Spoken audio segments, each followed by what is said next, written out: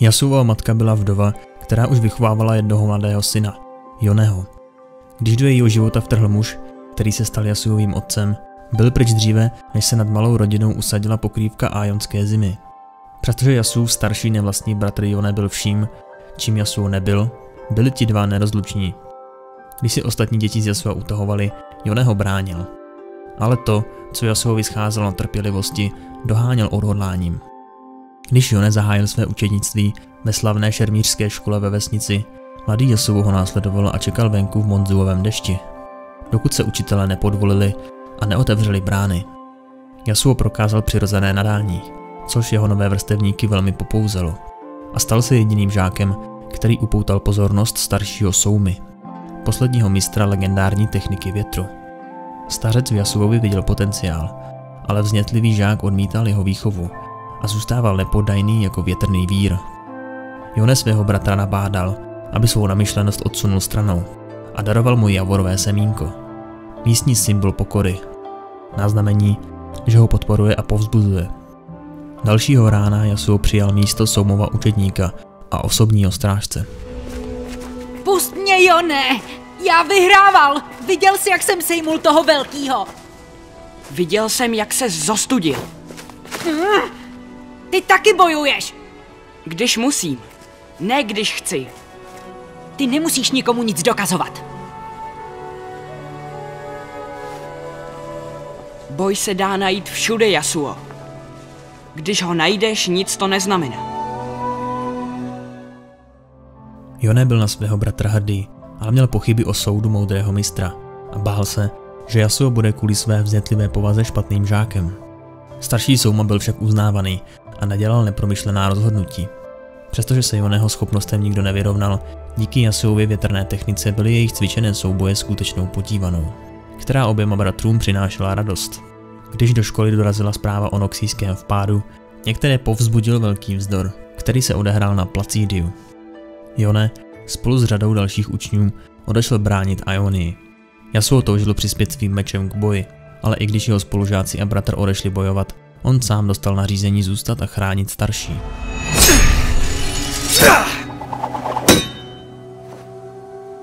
Tvoje místo je tady, se starším Soumou. Přesně na tohle mě cvičil. Můžu pomoct tuhle válku ukončit. Máš povinnost vůči této škole. Vůči mistrovi. Vůči Ionii. Tak bych měl být na bojišti a chránit ji. Nesklamu tě, Jone.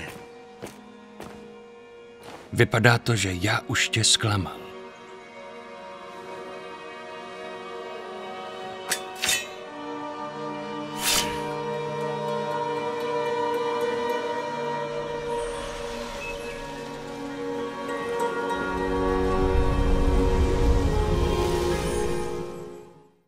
Vpád Noxu přerostl ve válku. Jedné deštěm zmáčené noci bylo možné ve vedlejším údolí zaslechnout noxijský pochod. Yasuo opustil svou pozici, neboť se bláhově domníval, že dokáže zvrátit průběh války. Ale žádný boj nenašel.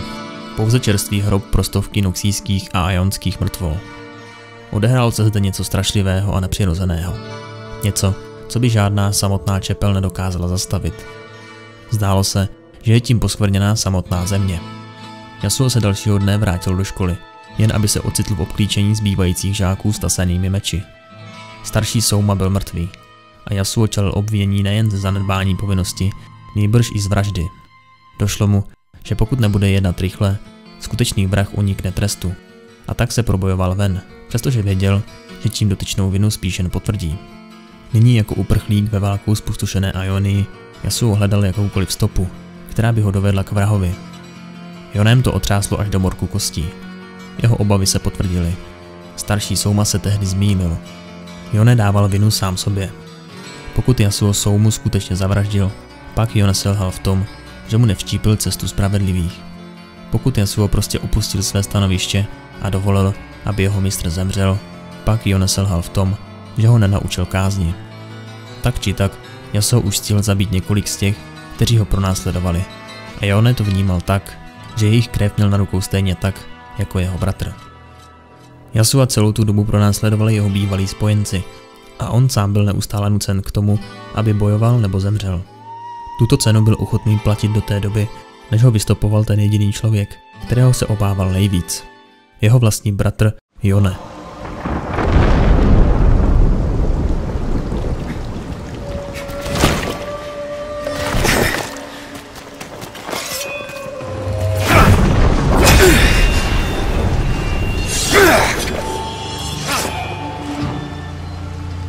Za svoje činy se zodpovíš. Jone, vrať se! Pošpinil si naši čest. Přísahal si, že ho budeš chránit. A ty si přísahal, že budeš chránit i Jony. Rozhlédni se, bratře. Tvoje čest je poskvrnou této země. Lepší, než žít bez ní.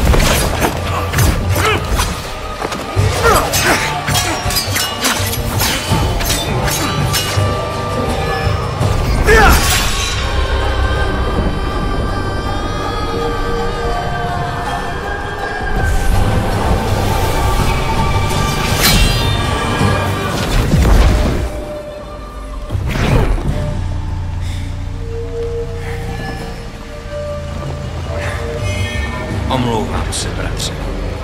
Podruhé už tě nesklamu.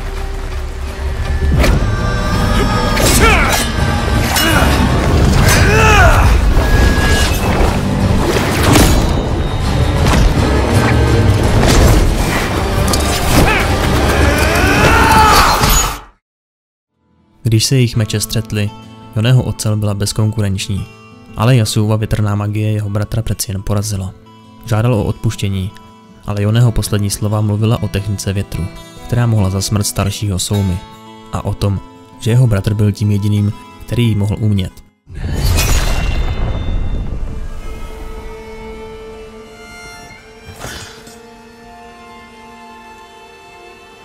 Nejsem vrah.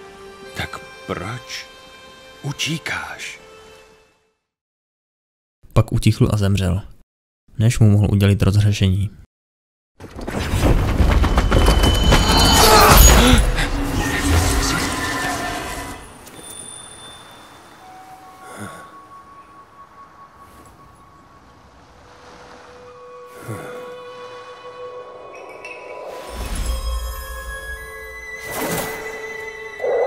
Smrt však nebyla koncem.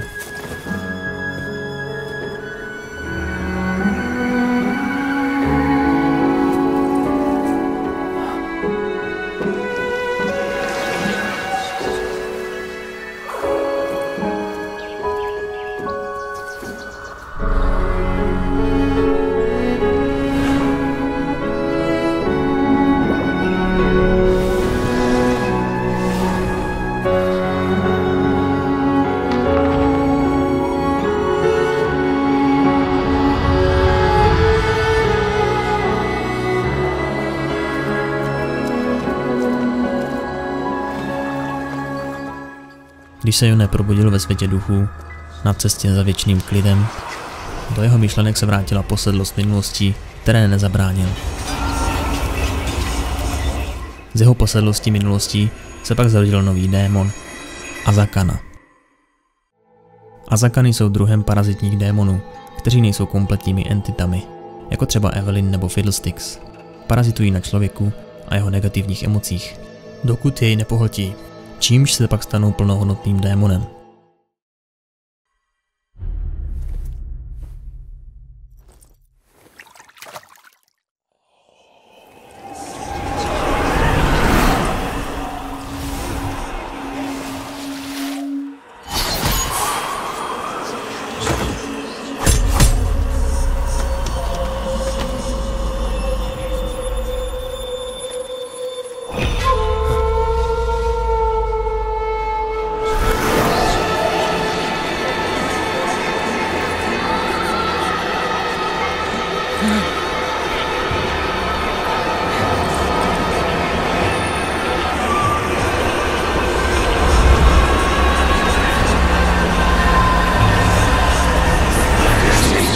Mohl si je zachránit.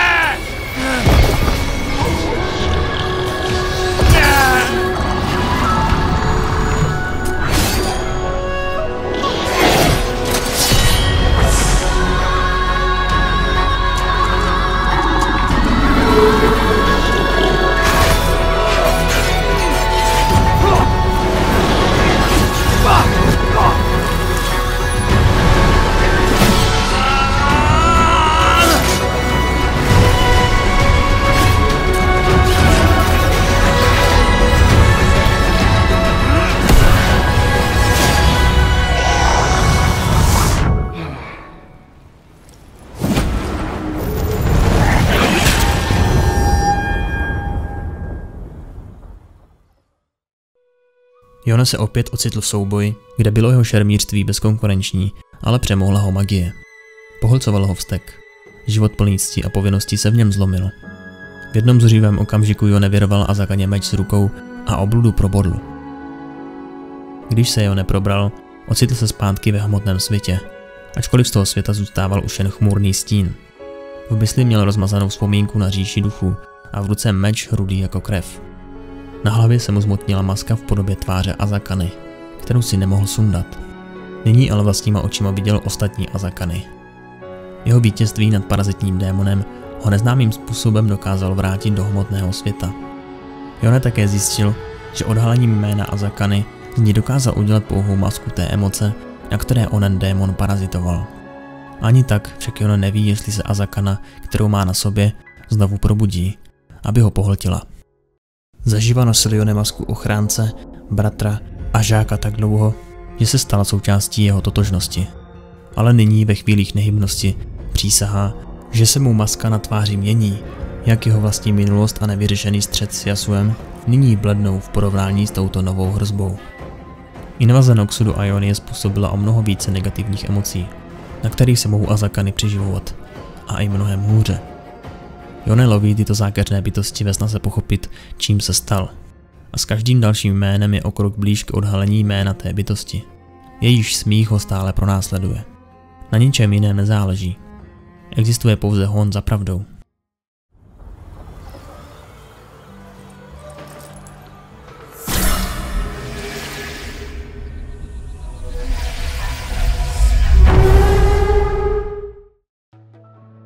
Bez pána či bratra se silně rozrušený Yasuo toulal po horách. Zapíjel bolest z války a ztráty. Tam ve sněhu se potkal s Táliou, mladou šurimskou geomágyní, která utekla z noxijské armády. Yasuo v ní spatřil nepravděpodobného žáka a v sobě ještě nepravděpodobnějšího učitele. Cvičili v umění živelné magie, v přetváření kamene větrem a konečně tak přijal učení staršího Soumy. Jejich svět se změnil, když k nim dolehly zkazky o božím císaři, který povstal v Šurimě. Cesty Yasuo a Tálie se rozdělily, ale jako znamení ctí jí věnoval drahocenné javorové semínko. Zatímco Tália odešla zpět do své domorodé pouště, Yasuo se vydal zpátky do své vesnice, odhodlal napravit své chyby a najít skutečného vraha svého mistra. Časem vyšlo najevo, že smrt staršího Soumy byla nehoda, kterou přivodila jedna noxijská vyhnankyně, známá jako Riven, a ta toho hluboce litovala. Yasuo si přesto nedokázal odpustit, že se rozhodl opustit svého mistra. Ba co hůř, že toto rozhodnutí mělo nakonec za následek Joneho smrt. Yasuo se nakonec vydal na slavnosti duchovního větru, ačkoliv měl pramalou naději, že tamní léčivé rituály sklidní jeho srdce.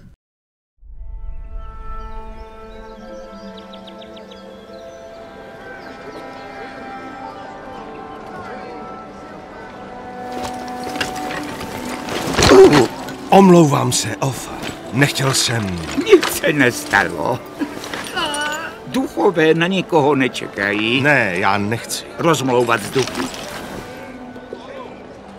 Proč by sem jinak velký Yasuo chodil?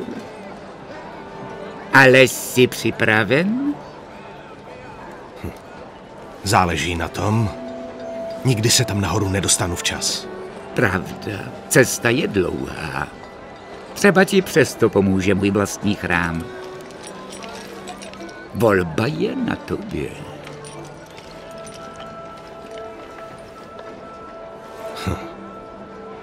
Vážně?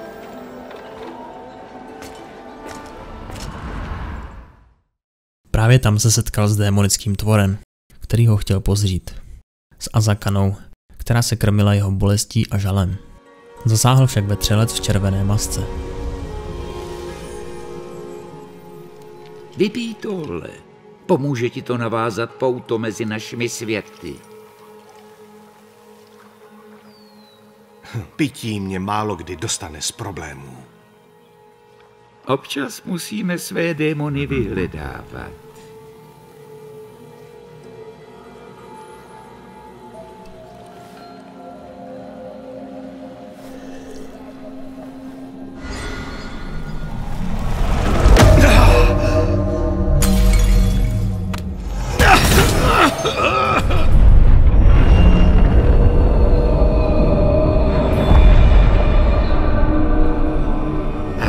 čas oni najdou návrat. Bratři.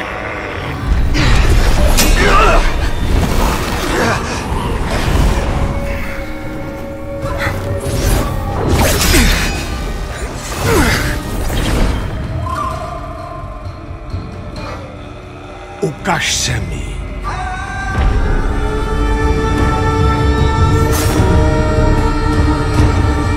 Nejsem tady kvůli tobě.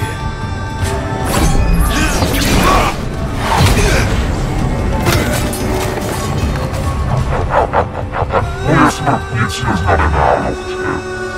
Když budeš mít on, vrátím se.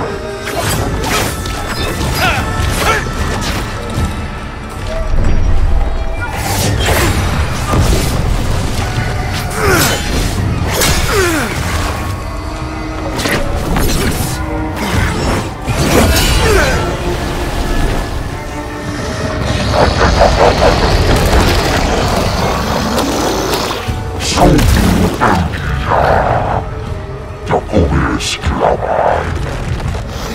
A tvoje čest ho přivedla sem. Lepší, než žít bez ní. Jone.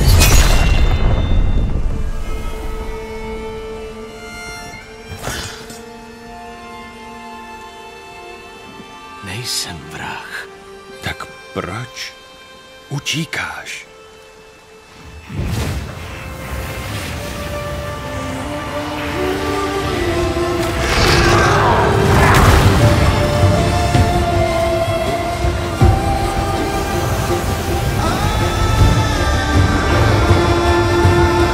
Už nebudu utíkat.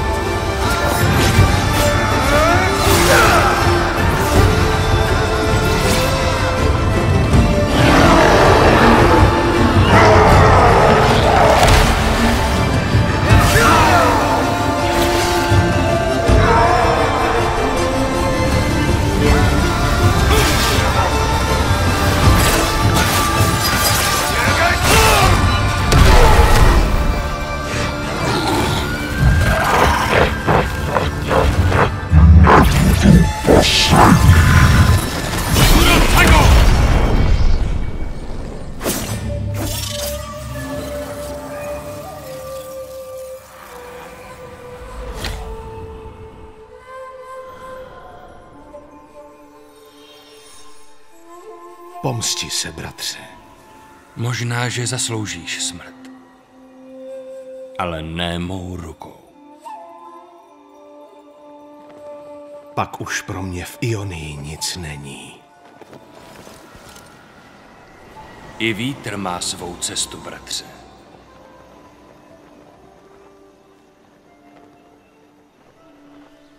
S Bohem, Jone. Kéž tě provází duch Ionie.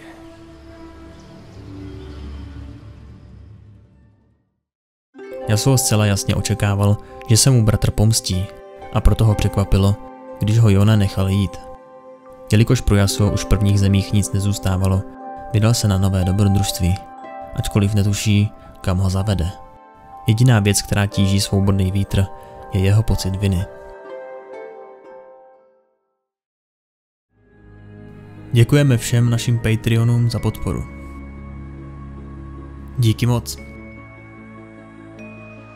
Jestli se o mě občas chceš něco dozvědět, nebo o videích, které tvoříme, sleduj můj Instagram. A nebo můj stream, kde pravidelně líkuju, co bude v příštím videu.